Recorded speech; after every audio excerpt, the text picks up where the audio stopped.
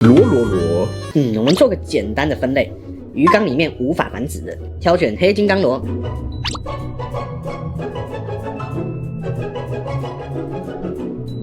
蜜蜂角螺，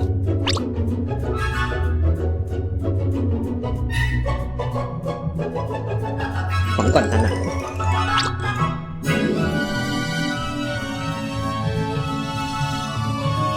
鱼缸里面可以繁殖，又具观赏价值，挑选各种奇形种的兔螺。